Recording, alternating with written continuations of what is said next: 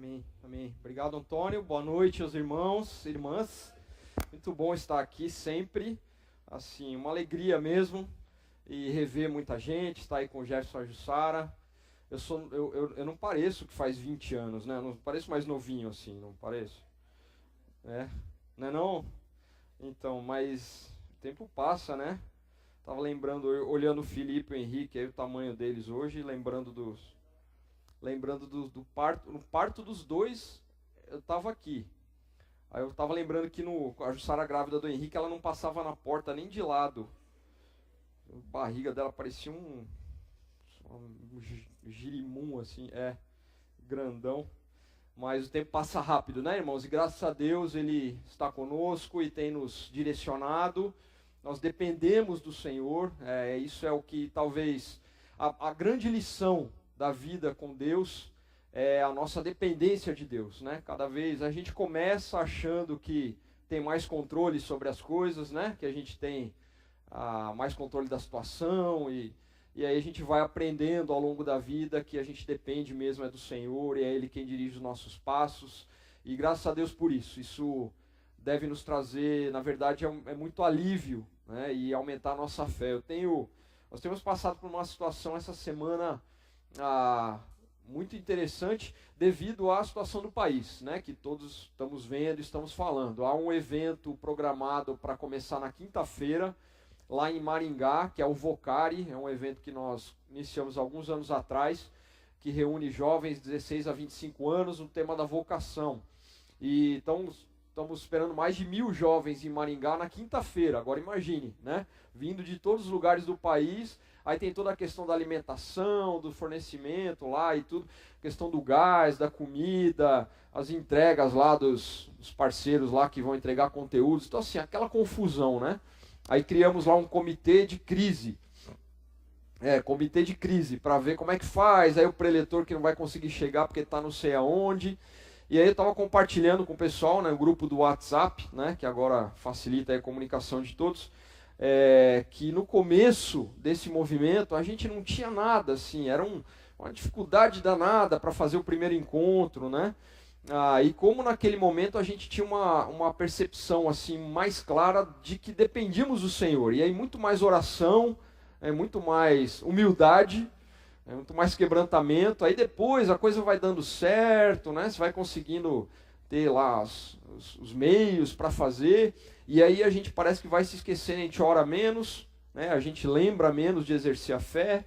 E parece que está tudo mais na nossa mão. É por isso que a gente fica tão abalado quando acontece uma coisa assim que foge do cronograma, do planejado. A gente se abala, porque a gente está pensando que depende de nós. Na verdade, não depende de nós, né?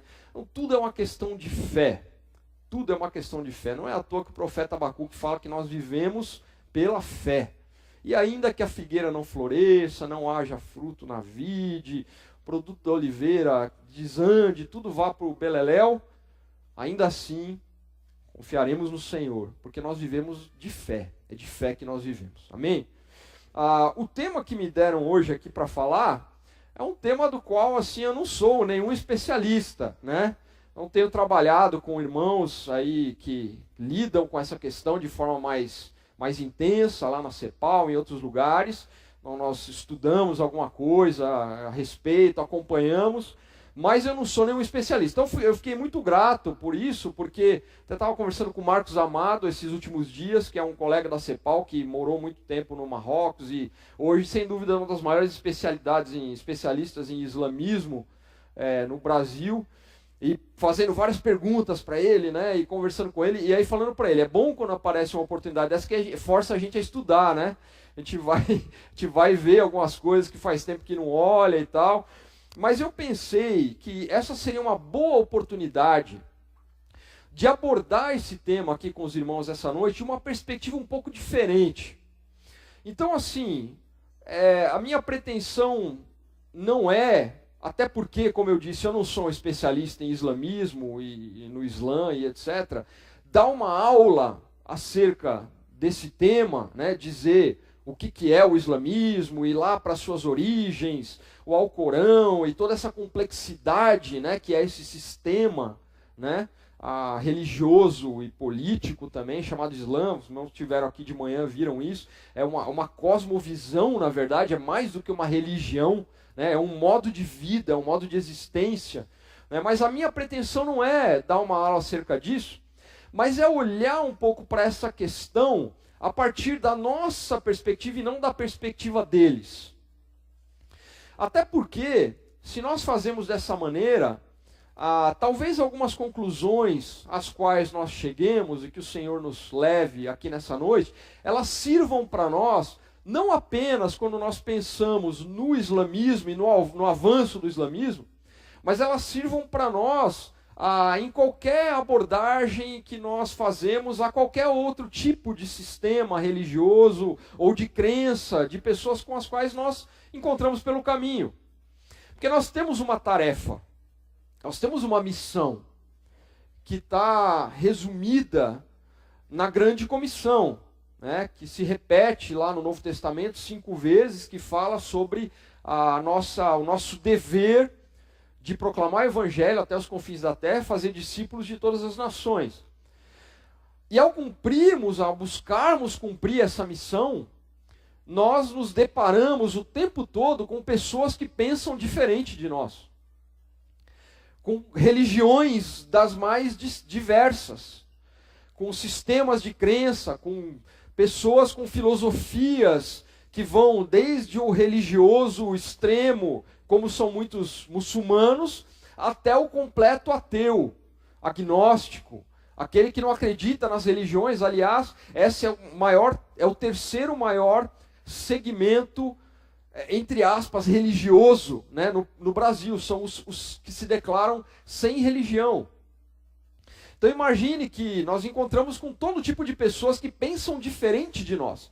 E a questão que talvez seja uma oportunidade para nós nos debruçarmos essa noite é como nós nos comportamos diante dessas pessoas, como nós abordamos essas pessoas, como nós nos colocamos em relação a esses grupos de pessoas que pensam diferente de nós e que não estão abertos para o Evangelho. Não estão abertos ao diálogo para que nós cheguemos e comecemos a falar de teologia e de conceitos cristãos. Para as pessoas não estão abertas a isso. De que forma nós as abordamos? Apenas um panorama aqui, né, um pano de fundo. O Islã é praticado hoje por 1,5 bilhão de pessoas no mundo. Então, quase 25% da população mundial pratica o islamismo. Há diferenças, né, entre esses termos, né, muçulmano, islã, islamismo. Islã é mais o conjunto de crenças, né, a filosofia em si, lá ensinada e propagada pelo profeta Maomé, intitulado profeta, né, auto-intitulado profeta. E o islamismo seria mais a prática, né, desse conteúdo, dessa religião que toma conta de todas as áreas, todas as esferas da vida. Então, de novo, nós não podemos pensar no islamismo como uma religião só. É um sistema de vida, é um meio de vida. Né? A forma como o muçulmano, o fiel devoto, ele se comporta na sua vida privada, familiar, nos seus negócios, na interação com a sociedade. Desculpem, acho que eu vou tossir um pouquinho. Estou aqui com um pouco de tosse. Mas tudo isso reflete essa cosmovisão muçulmana, islâmica. A maioria dessas pessoas está na Ásia, no Oriente Médio e na África. Então, a gente associa muito com o mundo árabe, né? Mas a maioria está nesses 3 lugares. E ainda é uma minoria, tanto na Europa, que tem sido muito falado, né, do avanço do islamismo na Europa, e de fato tem avançado. Até porque, como o pastor Guto nos disse aqui, nos ensinou, eles têm aquela questão de que a criança já nasce muçulmana. Né? Então um jeito de fazer o islamismo avançar é simplesmente ter bastante filho, porque já é uma forma, né, de fazer isso se alastrar. Mas mesmo assim, na Europa, tanto na Europa quanto nas Américas, incluindo o Brasil, ainda não é uma presença tão grande assim. Às vezes a gente faz parecer maior porque a gente é um pouco alarmista, né? Internet, essas coisas todas. Mas não é tão significativo assim. Eu citei esse dado de manhã, o IBGE aponta pouco mais de 35 mil muçulmanos só no Brasil, que é muito pouco, né, de fato, os números oficiais, mas entre aquilo que eles mesmos dizem, né, e que nós compreendemos aí, alguns estudos missionários, etc., possivelmente estão em torno de 1 milhão até 1,5 milhão de pessoas no Brasil. Há um crescimento no número de mesquitas, por exemplo, de 70 em 2005 para 115 em 2014, foi um dado oficial que eu achei, mesquitas. Algumas coisas só para ter um pano de fundo, né? Cerca de 70% dos convertidos que frequentam as mesquitas são mulheres entre 20 e 40 anos. Interessante, né? E é interessante, que eu nem anotei isso aqui, mas eu lembrei que a grande maioria das mulheres, né, nessa faixa que se convertem ao islamismo, que são aí a predominância, elas são mulheres sozinhas ou que são divorciadas, separadas ou solteiras, que por algum motivo então elas acabam se convertendo. E geralmente vão para aquele lado mais, mesmo, entre aspas, mais radical, né, de adotar o uso do véu, né, que é o hijab, né, chamado aquele véu islâmico, se tornam propagadores da fé, ou propagadoras da fé. A maioria vem do catolicismo, ou do sem religião, ou do pentecostalismo. Interessante que o movimento pentecostal no Brasil, que cresceu muito e cresce muito, ele tem muito essa característica também de... a gente usa alguns termos que podem cair mal, né? Então é tudo entre aspas, tá?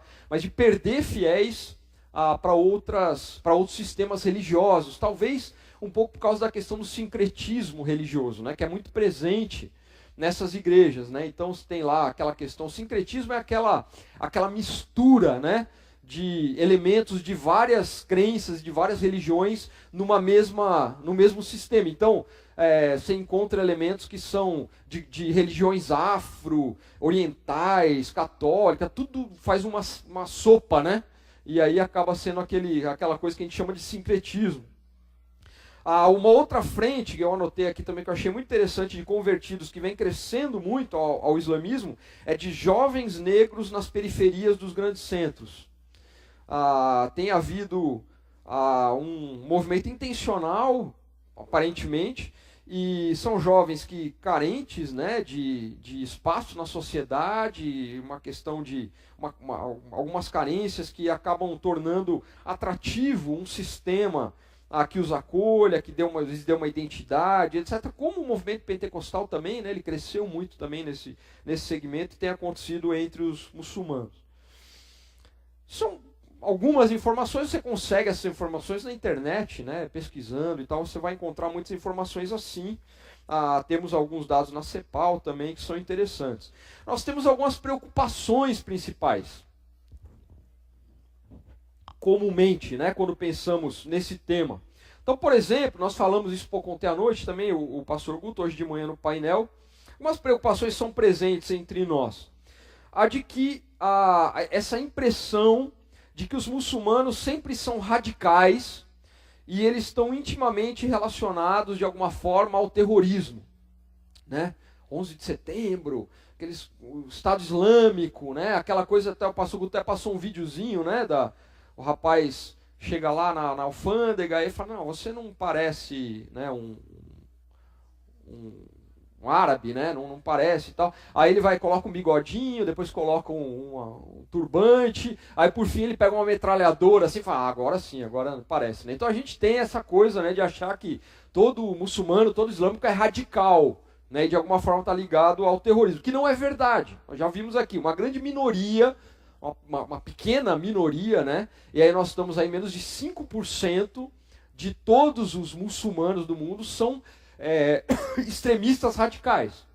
Então é injusto, essa generalização é injusta, né? Nós pensamos, uma das preocupações nossas é que eles vão dominar politicamente o Ocidente e o mundo.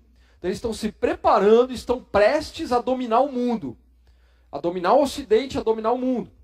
Como nós dissemos aqui hoje de manhã, e vou falar isso um pouco mais à frente, de fato, há uma orientação proselitista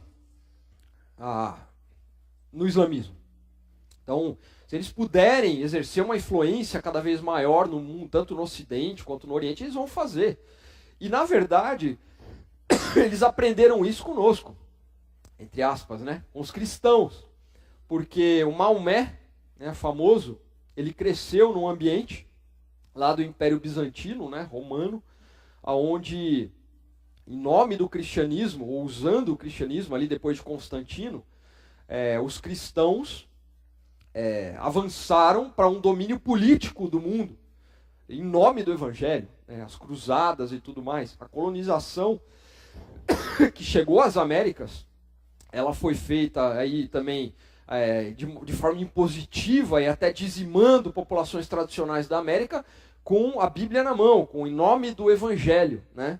Então, os cristãos também fizeram isso, e os povos islâmicos têm essa pretensão também de serem maioria, né? Isso de fato acontece. Um terceiro ponto que eu anotei de preocupação para nós é que, para o cristianismo, e esse é um ponto muito interessante e pertinente para nós pensarmos, os judeus são os amigos e os muçulmanos são os inimigos. Não é verdade?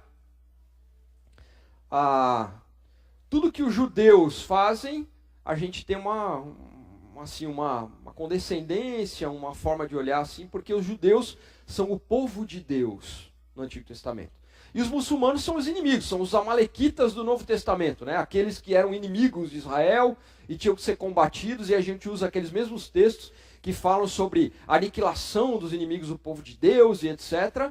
E transferimos isso hoje para os muçulmanos. Irmãos, isso é um grande equívoco. Um grande equívoco. Isso acontece porque há um movimento que nós conhecemos como movimento sionista, e aqui no Brasil, como movimento judaizante. Então, muitas igrejas que você vê, tem lá o candelabro, né, adotam práticas, né, judaicas nos seus templos e nos seus cultos, etc. Isso é até uma estratégia de marketing, aparentemente, né? E aí fazem as viagens para Israel, que são cada vez mais frequentes, etc. Então, isso vai colocando em nós, ou aumentando em nós, esse sentimento e essa cultura de que os judeus são o povo de Deus, são os amigos, né? São dos nossos, enquanto que os muçulmanos são o inimigo, são os inimigos. E eu gostaria de falar um pouco mais sobre essa questão, porque eu acho que ela é muito pertinente para nós. Mas enfim, tendo feito essa introdução um pouco longa demais aí, eu proponho que a gente olhe para esse tema, então, como eu disse, de uma maneira diferente, e em relação, pensando na nossa tarefa remanescente de anunciar o Evangelho até os confins da terra, fazer discípulos de todas as nações, mas a partir de nós mesmos e não a partir de um julgamento ou de uma preocupação apenas com o que eles são ou com o que eles representam. Para isso eu gostaria de ler um texto com os irmãos. Eu vou pedir que você abra a sua Bíblia lá na epístola de 1 Pedro. E eu fiz uma coisa aqui, fiquei offline e perdi o texto aqui. Espera só um minutinho. 1 Pedro capítulo 3. E nós vamos ler a partir do verso 13. Só um minutinho, deixa eu me achar aqui de novo. 1 Pedro 3, a partir do 13.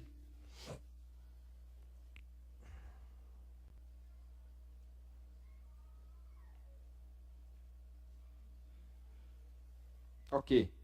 E diz o seguinte, talvez minha versão seja um pouco diferente da sua aqui. Versículo 13, Desculpem, só um minutinho. Pronto. E qual é aquele que vos fará mal se fordes seguidores do bem? Mas também se padecerdes por amor da justiça, sois bem-aventurados. E não temais com medo deles, nem vos turbeis. Antes, santificai ao Senhor Deus em vossos corações, e estai sempre preparados para responder com mansidão e temor a qualquer que vos pedir razão da esperança que há em vós, tendo uma boa consciência, para que naquilo que falam mal de vós, como de malfeitores, fiquem confundidos os que blasfemam do vosso bom porte em Cristo. Porque melhor é que padeçais fazendo o bem, se a vontade de Deus assim o quer, do que fazendo o mal. Eu vou ler novamente apenas o verso 15, que diz: antes santificai ao Senhor Deus em vossos corações, e estais sempre preparados para responder com mansidão e temor a qualquer que vos pedir razão da esperança que há em vós. Olhar para o outro, fazer uma análise do outro, do diferente de nós, de uma maneira equilibrada, não é uma tarefa fácil. Humanamente não é fácil, porque todos nós, isso é uma questão antropológica, todos os seres humanos e todos os povos, eles têm uma característica que nós chamamos de etnocentrismo. Significa que nós tomamos o nosso modo de ser e de pensar como referência. O nosso sistema de crer, de ser, de viver, nós tomamos como a régua, como padrão. E aí a gente passa a avaliar todas as outras formas de viver e de se manifestar e de crer à luz da nossa. A gente toma a nossa como régua, a nossa como referência. Isso é chamado de etnocentrismo. E isso não é você que é assim, porque você é ruim. Nós somos assim. Todas as culturas são assim, o ser humano é assim. Quanto menos contato a gente tem com outras culturas e com outras formas de pensar, mais nós nos tornamos etnocentristas ou etnocêntricos. E aí a gente tem mais dificuldade para lidar com o diferente, que na antropologia a gente chama de alteridade, né? A diferença. As pessoas pensam diferente. E vejam só que coisa interessante. Para a gente sair um pouco desse universo muçulmano, se você pega lá na tribo indígena Rúpida, que fica lá no Alto Rio Negro, uma nação indígena minoritária que fica ali no Alto Rio Negro, vive ali na selva amazônica, e nasce um bebê ali, uma criança de pais rúpidas, a mãe é rúpida, o pai é rúpida, e a bebê nasce ali no meio da selva. Os pais nunca tiveram contato com a civilização envolvente, sempre viveram ali. Aí por algum motivo essa criança, aos 6 meses de idade, ela é tirada daquele lugar e levada para Paris, lá na Europa. E ela cresce lá, adotada por pais franceses, e ela cresce lá como uma criança francesa. Aos 15, 18, 20 anos de idade, essa pessoa, esse jovem, ele vai ser 100% na sua cultura, 100% francês. Tá certo? O modo de pensar dele, a forma de encarar a vida, os costumes, os usos, vão ser franceses. Aí você fala, mas ele não era rúpido? Sim, geneticamente, o fenótipo dele vai ser indígena, tal, mas ele foi criado num ambiente onde ele recebeu todas as influências daquele ambiente, e esse ambiente o molda, o faz ser como ele é. Isso, gente, é muito importante que a gente pense, porque às vezes a gente tem como pressuposto que a nossa forma de pensar, ela é mais correta, porque ela é meio óbvio que seja assim. Então, a gente leva isso até para o nosso modo de evangelizar. Então, a gente usa muito alguns argumentos, assim como, por exemplo, como pode uma pessoa não acreditar em Deus? Né? E a gente usa textos bíblicos até para fundamentar isso, lá em Romanos, etc. A gente usa textos. Assim, é óbvio que existe um Deus, que é um Deus pessoal, e ele é amoroso, porque ele criou todas as coisas, ele sustenta o universo e tal. Gente, não é tão óbvio assim. É óbvio para nós que crescemos numa cultura aonde o cristianismo e etc. e a crença em Deus é amplamente, majoritária. Mas para alguém que cresce num contexto diferente, com outras crenças, com outros sistemas de crenças, outros valores, o natural é que ele vai assimilar aquele sistema e aquela cultura. Ele vai crescer daquela maneira. Por que eu estou tocando nesse ponto? Porque a gente precisa, antes de mais nada, baixar nossas armas, baixar essa forma meio que agressiva que a gente tem de abordar a diferença, de abordar o diferente. A gente precisa começar a se colocar um pouco no lugar das pessoas, no lugar do outro, e entender por que ele pensa assim. Por que ele não crê em determinadas coisas? O que levou essa pessoa a ser como ela é, a pensar como ela pensa, a reagir como ela reage? Essa empatia, ela é fundamental para o cristão. Ela é fundamental para quem tem o desejo e a intenção de ver a fé cristã e o evangelho se propagar e alcançar outras pessoas. Há uma perspectiva generalizante dentro das igrejas hoje, evangélicas, protestantes, acerca de um Islã violento, opositor aos cristãos, extremista, ao mesmo tempo que cresce muito assustadoramente esse que eu chamei de sionismo cristão. Essa coisa da defesa do sistema judaico. Por que eu estou dizendo isso? Porque judeus e muçulmanos são inimigos históricos.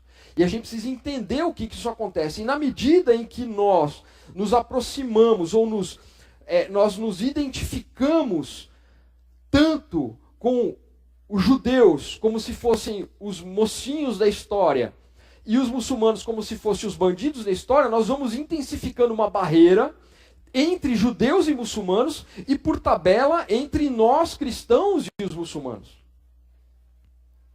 Segundo um clérigo do grupo Hamas palestino, que é aquele radical mesmo, que a gente ouve falar, o sionismo cristão é o maior perigo à paz, à justiça e à verdade mundiais. E a gente precisa ouvir por que ele está dizendo isso.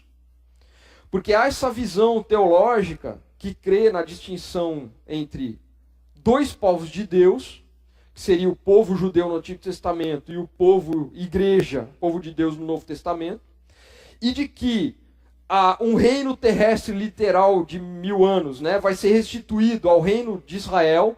Então, Deus vai restituir o reino terrestre de Israel lá na Palestina, com a construção de um novo templo, exatamente ali onde está o Domo da Rocha, que é aquele local sagrado do islamismo, e que torna a paz na Palestina, como nós vemos na televisão aí o tempo todo, impossível. Irmãos, não dá tempo, mas eu quero deixar essa polêmica aqui. Aliás, tem várias polêmicas que eu vou deixar para vocês hoje, depois eu vou embora. Vocês conversam com o pastor aí. Mas assim, não dá tempo da gente entrar a fundo nessa história, mas deixa eu me dar algumas informações para vocês. Em 1947, quando foi criado o moderno Estado de Israel pela ONU, mais de 1 milhão de palestinos foram deslocados, foram expulsos da sua casa, das suas terras, lá na região da Palestina. E hoje mais de 700 mil deles ainda vivem em campos refugiados, em países ali da redondeza, em situação de extrema pobreza, porque foram expulsos das suas terras, não puderam mais voltar para lá. E aí você começa a entender por que esse ódio, por que essa raiva. Porque, da onde que vem isso? Não veio do nada, Mas um outro dado interessante é que, naquele período, na década de 40, no século 20, havia uma maioria significativa de cristãos lá, vivendo na Palestina. Significativa mesmo, mais de 20% de cristãos vivendo naquela região, que foram expulsos ali de Jerusalém, naquela região ali, e que nunca mais puderam voltar. E hoje, que o Estado de Israel domina tudo ali, e há uma pequena minoria de palestinos restritos ali na faixa de Gaza, o número de cristãos em Jerusalém, por exemplo, é irrisório. Praticamente não existem cristãos lá. E a gente defende essa presença e a forma disso acontecer, porque a gente fica lembrando que Israel era o povo de Deus no Antigo Testamento. Mas isso não significa que eles são seguidores de Jesus. E há pouquíssimos seguidores de Jesus em Israel hoje. Pouquíssimos, menos de 2%. em Jerusalém são cristãos. Então, a gente precisa ir atrás dessas informações, pesquisar essas coisas para a gente entender por que existe um ódio, por que existe uma raiva, uma disputa entre judeus e muçulmanos e que acaba sobrando para nós. Porque eles veem o mundo não muçulmano e o mundo cristão de forma generalizante também, como nós vimos ontem e hoje. Da mesma forma que nós os vemos. Nós costumamos, cristãos, costumamos utilizar quase que como assim um mantra, versículos como Gênesis capítulo 12, que diz: abençoarei os que vos abençoarem, amaldiçoarei os que vos amaldiçoarem, Deus falando lá para Abraão, e falando das promessas de Deus aos descendentes de Abraão no Antigo Testamento, como se isso fosse agora uma justificativa ou uma explicação para o sofrimento desses povos e que eles são os inimigos. Eles têm que ser os inimigos. Não é bem assim. Nós vemos quase que de forma generalizada o Estado de Israel como intocável, a despeito assim de consequências éticas, morais, humanitárias daquilo que está sendo feito. Isso tem influência no mundo todo, no mundo todo. Isso molda a nossa imagem como cristãos diante desse povo. E a minha proposta, ou a minha tese aqui, é que nós precisamos assumir uma postura mais dialogal com essas pessoas e com esse segmento. Nós precisamos baixar a guarda, nós precisamos derrubar essas barreiras, porque afinal de contas nós cremos. E eu estou colocando isso como um a priori. Se você crê diferente e pensa que de fato os povos islâmicos e muçulmanos são o inimigo a ser combatido, você não vai aceitar o que eu estou dizendo. Mas nós estamos partindo aqui de um a priori de que, como qualquer outro povo da terra, esses povos são também alvos do amor de Deus e estão para serem alcançados com o Evangelho do Senhor Jesus, para estarem presentes lá diante do Cordeiro, no final da história, vestindo vestiduras brancas e rendendo glórias a Deus e ao Cordeiro de Deus. O nosso diálogo com os muçulmanos é necessário, porque nós precisamos entender que ambas as religiões, entre aspas, apesar de que nós não nos referimos ao cristianismo e ao evangelho como uma religião, mas nos colocando nessa perspectiva de diálogo, ambas são em essências voltadas a missões. Ou seja, nós só podemos ser verdadeiros cristãos se nós estivermos envolvidos no testemunho do Evangelho às nações. Por isso que estamos fazendo a conferência missionária aqui. Não dá para ser cristão sem pregar o Evangelho a todas as nações. Da mesma forma, o muçulmano só será verdadeiramente muçulmano se ele estiver envolvido em testemunho, na proclamação. O Alcorão, lá do Maomé, ele define essa mensagem como universal e destinada a toda a criação. E há uma convocação de Maomé para que ela se espalhe por todo mundo. Ou seja, nós queremos a mesma coisa.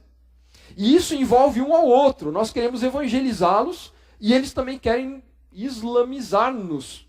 Tá certo? Então, como é que a gente faz? A gente vai para o diálogo.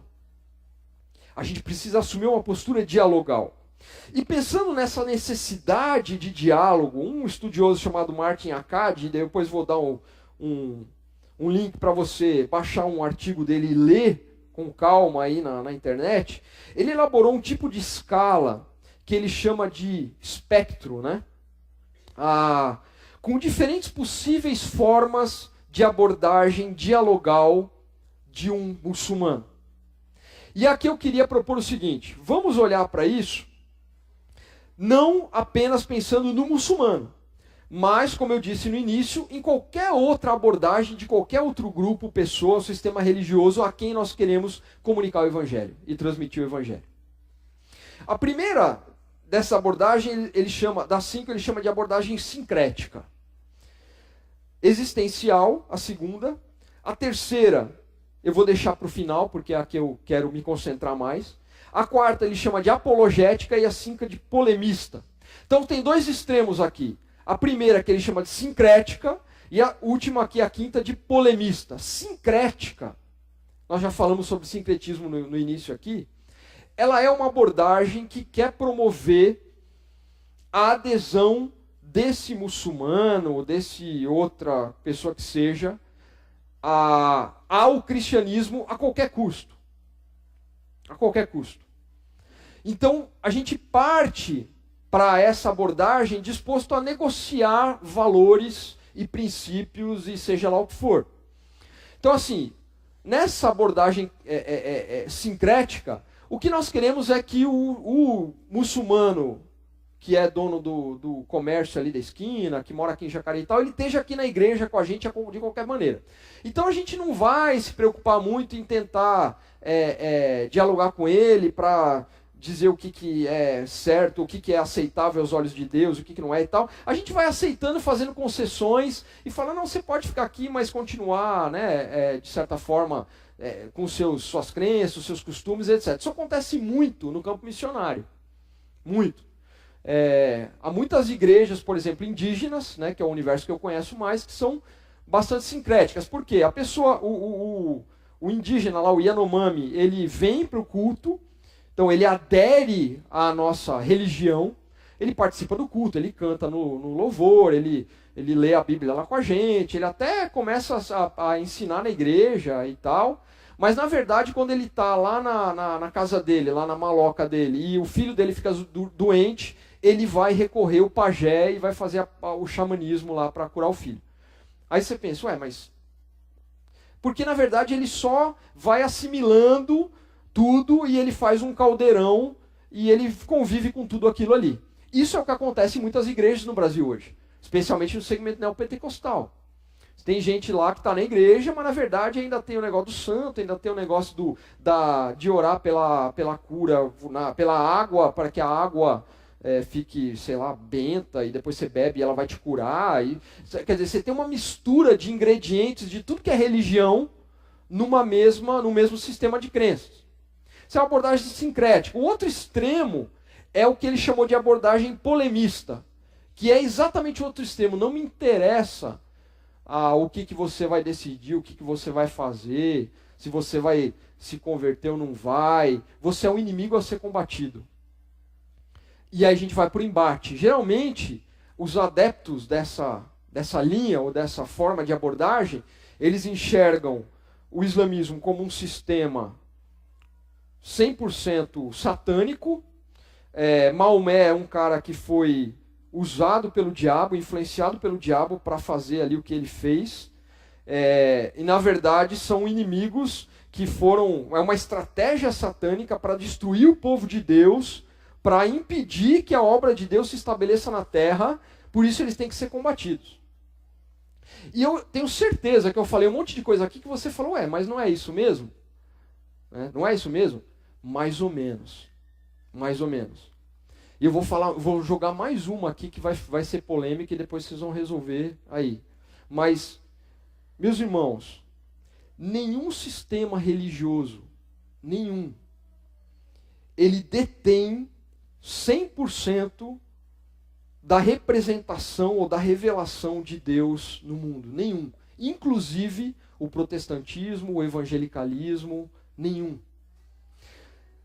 Se nós pensamos que nós aqui, igreja evangélica, ou igreja batista bíblica, ou igreja presbiteriana, que eu sou presbiteriano hoje, sou membro de uma igreja presbiteriana em Brasília, que nós detemos a totalidade daquilo que Deus quer revelar e da forma como que Deus quer que nós nos relacionemos com Ele na terra, nós estamos muito enganados. Nenhum sistema detém 100% da revelação de Deus e do conhecimento de como agradá-lo. Até o 3º século, só existia uma igreja cristã, a Igreja Católica Apostólica Romana. Aí deu aquela confusão, a reforma protestante, e aí surgiu um novo ramo, um novo segmento do cristianismo, do qual nós somos herdeiros de alguma maneira, mas que se ramificou muitas outras vezes ao longo da história. Tem um monte de coisa por aí, um monte de coisa. De certa forma, nós somos mais uma dessas manifestações que buscam de todo o coração e com plena intencionalidade entender o que Deus quer de nós, como Deus quer que a igreja se comporte, se manifeste hoje, como Deus quer que um cristão viva hoje. Nós fazemos o máximo possível para, pautados na Bíblia, na palavra de Deus, na revelação de Deus, fazermos o melhor possível. Mas ninguém chegou lá. E nem vai chegar. A igreja precisa de reformas constantemente. Constantemente a gente precisa rever as nossas práticas, ver se a gente não está aí fazendo bobagem, se a gente não se desviou em algum ponto do caminho. Todos nós. E eu diria para os irmãos o seguinte, eu creio que o tal do Maomé lá atrás, eu estou falando que eu creio não é da minha cabeça, é de ler e de conversar. Essa semana eu tive várias conversas sobre isso, semana passada. Ele era um cara bem intencionado. Aliás, muitas coisas que ele propôs lá no início foram muito interessantes. Ele, por exemplo, uma coisa que ele queria dos seus seguidores é que eles abandonassem o politeísmo que existia ali naquele contexto e adorassem ao único Deus verdadeiro. O único Deus vivo e verdadeiro. E fez isso a vários ingredientes cristãos, verdadeiramente cristãos, no Alcorão, muito interessantes ali, coisas que estão ali que são o mesmo que nós cremos, que nós dizemos. Aliás, são excelentes pontes e pontos de contato para a gente dialogar com eles. Então, se a gente parte desse pressuposto de que nós detemos a verdade e que Deus se agrada somente de nós e da forma como nós nos comportamos e os outros são todos errados, a gente já começou errado. O ponto de partida já está errado. Então, essa abordagem polemista, que só gera inimizade, só gera discussão e só gera mais ódio, ela é um extremo tremendamente perigoso que nós precisamos jogar fora. Nas duas, aí, a segunda e a quarta abordagem que o Akkad nos propõe aqui, são a existencial, que é uma abordagem na qual nós estamos mais preocupados em criar um ambiente de harmonia e de paz, de boa convivência. Então, não chega a ser sincrética, mas ela, na verdade, que assim, admite qualquer elemento aí de crença, etc., e faz essa salada, né, e desconsidera aquilo que a Bíblia diz e aquilo que a Bíblia fala que deve ser e que não deve ser. Mas ela, na verdade, está mais preocupada, ela é uma abordagem mais social, vamos dizer assim. Eu vivo hoje num universo de ONGs aí que tem essa abordagem aqui. Então, assim, o importante é que a gente vive em harmonia, que a gente não seja inimigos, né? Promover a paz no Oriente Médio, promover a paz entre as religiões, para que a gente tenha uma boa convivência social. Qual que é o problema dessa abordagem? Que é muito boa, ela é legal, mas qual é o problema dela? O problema é que o Evangelho não negocia o fato de que existe um único Deus, de que somos pecadores e estamos irremediavelmente perdidos fora do único caminho que nos leva até Deus, que é Jesus Cristo, né? E a questão do reino de Deus. Então, o reino de Deus, a consciência de pecado e a unicidade e suficiência de Jesus Cristo. Não dá para negociar isso. Então não é só a convivência, a boa harmonia e a amizade. Eu sou amigo de todos os caras da minha faculdade que são espíritas, são candomblé e tal. Eu sou amigo de todos. A gente sai junto, a gente conversa. Legal, mas assim, você tem que pregar o evangelho para ele. Tá certo? Pregar o evangelho é uma obrigação que está sobre nós, não é uma opção. Então não é só ser amigo. É pregar o evangelho também. Aí a gente vai para a quarta abordagem lá, que ele chama de apologética. E aqui eu queria dar uma paradinha aqui, porque essa tal dessa abordagem apologética aqui, ela está na moda. Está na moda. Ela era moda quando eu era criança, adolescente, ali no ambiente que eu morava, uma igreja, meu pai era pastor, uma igreja bastante conservadora na sua teologia e que se orgulhava muito, né, de ter uma boa teologia. Esse negócio de se orgulhar de ter uma boa teologia é um veneno, porque torna as pessoas soberbas. Então, nós é que temos a boa teologia, né? E aí, durante um tempo ela ficou meio fora de moda, agora ela voltou. Apologética é a defesa da fé. E hoje está na moda essa coisa do cara se preparar para ter grandes e bons argumentos para poder ir para a discussão e ganhar a discussão, ganhar a briga. Aí, assim, o cara ele se sente o máximo e todo mundo acha ele o máximo também. E tem aí o Facebook, as mídias sociais para fazer isso aparecer. Quando ele consegue ter argumentos que calam a boca do outro. Aí, ó, calou a boca do cara. Aí, ó, ficou quietinho. Porque não conseguiu responder os argumentos. Aí, de fato, o cara tem tão bons argumentos, ele está tão preparado para responder as coisas, que o outro não consegue contra-argumentar e fica quieto e baixa a cabeça e vai embora. E aí o cara, o apologeta, ele sai felizão porque ele ganhou a discussão. Para que serve isso? Irmãos, para que serve? Para que serve eu ficar reafirmando aquilo que eu creio e ganhar a discussão? Para que serve? Essa que é a ideia? É isso que é a grande comissão? É para isso que Deus nos chamou, para ganhar a discussão, para ganhar a briga? Por isso que Pedro nos fala aqui, de uma forma muito direta, no texto que nós lemos, e muito apropriada, que nós devemos estar sempre preparados para responder a qualquer que peça a razão da esperança que é em vós, porém, com mansidão. Tem alguma outra tradução aí que vocês estão aí na mão, aí desse versículo 15 de 1 Pedro 3? Alguém tem aí na mão? Leia, por favor, em voz alta. Uma versão diferente da minha aqui. 1 Pedro 3,15.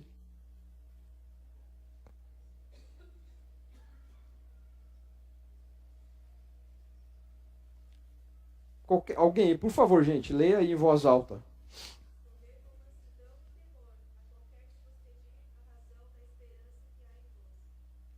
Com mansidão e temor. Responder estar preparado para responder a quem pedir razão da esperança que é em nós, ou seja, a falar acerca das questões da nossa fé e do Evangelho, é de fato uma obrigação nossa. Por isso que a gente tem que estudar a Bíblia. Por isso que a gente tem que estudar a palavra. Agora, ele faz questão de acrescentar a mansidão e o temor. Porque a questão não é ganhar a discussão.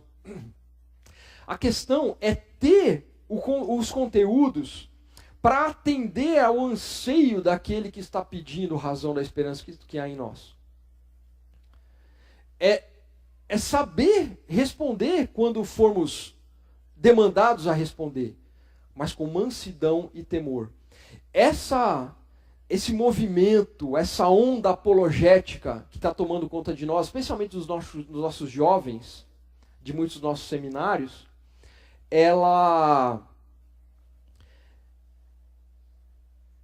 eu tenho medo de ser muito duro, assim, quando eu falo disso, porque esse negócio me incomoda. Acho que os irmãos perceberam, né?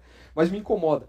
Mas ela faz parecer que a essência do Evangelho de Jesus, ela é a argumentação racional. O Evangelho é um conteúdo de crenças, de valores, de verdades que eu carrego na minha mente e que eu consigo argumentar e explicar de maneira adequada. E o Evangelho não é isso. O Evangelho é poder de Deus para a salvação de todo aquele que crê. E se alguém te perguntar, mas qual que é o que é a coisa principal, qual que é o conteúdo principal do Evangelho? Eu não vou dizer que é a minha crença racional, a minha capacidade de explicar, mas vou dizer que é o amor. É o amor. E quem não ama não conhece a Deus, porque Deus é amor. Não é que Deus ama, Deus é amor. Então é incompatível uma abordagem que seja polemista, uma abordagem que seja meramente apologética, sem o ingrediente da mansidão e do temor, ela é inadequada e ela é anti-evangélica. Ela é anti-evangélica, porque ela não produz quebrantamento, ela não produz empatia, ela não se manifesta em amor. Ela se manifesta em orgulho, em soberba e no desejo de eu parecer melhor do que o outro e de eu me sobressair ao outro. O que o Acorde propõe para nós aqui, que seria a terceira abordagem, é o que ele chama de abordagem querigmática. E nós vamos terminar falando um pouco sobre ela. Querigma, uma palavra grega no Novo Testamento, ela significa proclamação, né? Mas querigma é tanto o ato de proclamar quanto o conteúdo da proclamação, né? Esse é o querigma. É o que nós fomos chamados a fazer. Mateus capítulo 24 diz que o evangelho será, esse evangelho do reino, né? Ele fala, será proclamado por toda a terra, em testemunho a todas as nações, e então verá o fim. Ele será proclamado, essa palavra lá é a palavra querigma, de forma querigmática. Quer dizer, é uma forma de proclamação compreensível àquele que está ouvindo, que é alvo da proclamação. Então não é algo que ele vai ouvir e que ele pode apenas compreender racionalmente, mas rejeitar no seu coração. Rejeitar emocionalmente, até porque ela é feita de forma conflituosa, né? Mas o conteúdo do evangelho, ele é proclamado de uma maneira que a própria mensagem faça sentido para aquele que ouve. Nesse processo querigmático não é só proclamar, mas é proclamar de modo que aquilo que está sendo proclamado seja compreendido, seja assimilado. E essa abordagem querigmática, que é baseada, obviamente, no Novo Testamento, ela não é planejada para ser sedutora. Ela não está baseada na sabedoria dos argumentos, como diz a apologética. Ela não se baseia na sabedoria dos argumentos, dos bons argumentos. Mas ela se baseia no poder de Deus. É por isso que Paulo, lá em 2 Timóteo capítulo 2, versículo 42, ele diz para Timóteo, para que ele pregue a tempo e fora de tempo, em qualquer ocasião. E é interessante que Paulo, quando ele está lá perante o Sinédrio, e ele tem a oportunidade, e na verdade o que ele tinha que fazer naquele momento era se defender, porque a cabeça dele estava em risco ali, né? Então, em vez dele começar a se defender, e Paulo era um excelente argumentador, né? A arte da retórica ele dominava. E em vez de ele usar isso para se defender, ele enxerga ali uma oportunidade de pregar o evangelho. E ele começa a falar do evangelho. E é interessante, irmãos, comece a olhar, a observar o ministério do apóstolo Paulo, o Novo Testamento, que a forma de proclamar o evangelho ali, ela não tem uma pretensão de, com argumentos meramente nacionais, etc., convencer aqueles que estão ouvindo, mas ela simplesmente expõe aquilo que é o evangelho. Eu me lembro sempre do Ronaldo Lidório, tem uma experiência interessante. Ele fala que, na época de seminário ainda, ele era muito menino e tal, ele passava, sempre para ir para um lugar que ele fazia ministério, ele passava por um bar ali, ele sentava para tomar um suco. E aí o dono do bar, ele começou a pregar o evangelho para o dono do bar. E aí o dono do bar dava risada e falava, rapaz, eu não acredito nessas coisas e tal, e fazia piada com ele, mas gostava dele, né? Assim, menino bonito, menino bom, né? Tá sempre por aqui e tal. E aí ele sempre passava lá e falava, sempre que você passar aqui, vem aqui tomar um suco e tal. E o Ronaldo, toda vez que ia lá, pregava o evangelho para ele. E ele fala que assim, ele era de forma muito simples. Ele fala assim, ele fala do nosso pecado, do amor de Deus, do sacrifício de Jesus por nós, né, na cruz e tal. E ele falou assim, eu sempre falava a mesma coisa. E aí o cara fazia piada, né? Aí começou uma época que ele já antecipava e já falava antes o que eu ia falar. Ronaldo fala, né? Que ele já sabia. Agora você vai falar isso. Ele falou assim, não, hoje deixa que eu que vou falar. Aí falava tudo que o Ronaldo ia dizer e tal. Até que um dia, sei lá quantas vezes, Ronaldo chegou lá e começou aquela coisa de novo. E ele olhou para o rapaz, o homem estava chorando. E o homem estava chorando. E assim, para resumir a história, que meu tempo já acabou, né? Tempo esgotado, concluir, está escrito ali. Tá certo, isso é bom. O homem se converteu. E o Ronaldo fala, eu não falei nada diferente para ele, nada. Eu falei a mesma coisa que eu falava o tempo todo, que era o evangelho. Mas por algum motivo, naquele dia, o Espírito Santo tocou o coração. Não, nós perdemos isso. E nós corremos o risco de perder isso. A proclamação querigmática do evangelho, primeiro, ela é uma abordagem respeitosa e relacional. Ela é gentil, não é agressiva.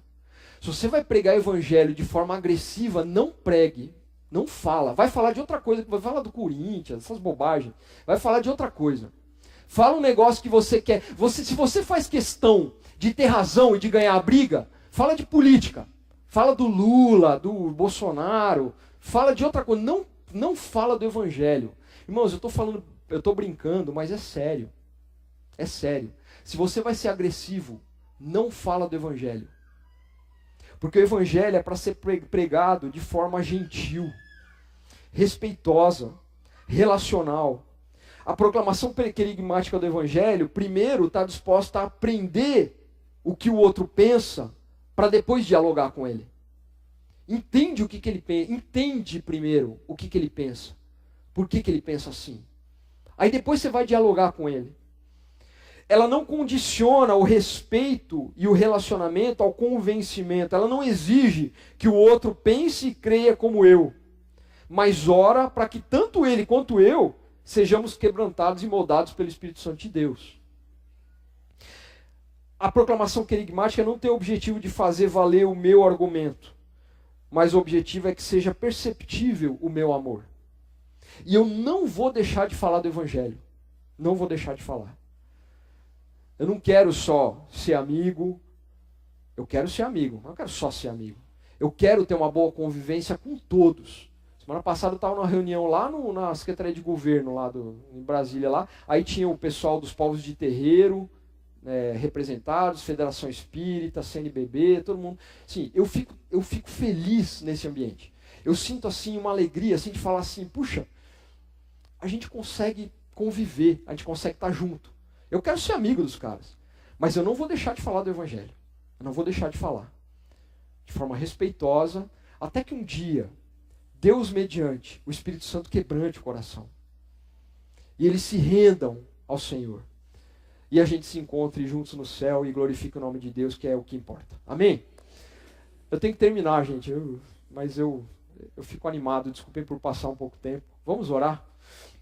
Senhor, muito obrigado, Pai, pela Tua palavra, antes de mais nada, pelo Teu amor, Pai. Obrigado pela Tua graça. Obrigado pelo Teu amor, que nos constrange, que nos aceita como somos. Pai, não nos deixa cair nessa armadilha de pensar que somos melhores, que por nós mesmos somos mais do que ninguém. Somos todos seres humanos caídos, carentes do Teu amor e da Tua graça, e aqui, graças ao Senhor, fomos alcançados pelo Teu Espírito, pela Tua graça, e resgatados pelo Senhor, regenerados pelo Teu sangue. E temos essa responsabilidade, Pai, de proclamar o Teu amor aos povos islâmicos, aos muçulmanos e a todas as outras pessoas. Senhor, nos ajuda a sermos mais empáticos. Nos ajuda a conseguirmos nos colocar no lugar do outro, a entender por que ele pensa assim, o que o levou a ser quem ele é. E acima de tudo, Pai, a não perdermos o desejo, a motivação, a vontade de fazer o Senhor Jesus Cristo conhecido da forma como o Senhor Jesus Cristo é de fato a essas pessoas. Que o Senhor nos use para isso, que o Senhor use essa igreja para isso, os missionários que são apoiados por ela, e que a Tua igreja, Pai, aqui no Brasil, a Tua igreja no Ocidente, ela possa estar sensível, Pai, à Tua voz e e a ser quebrantada pelo Senhor no que for necessário, e a ser usada pelo Senhor da forma como o Senhor deseja nos usar. Em nome de Jesus, amém.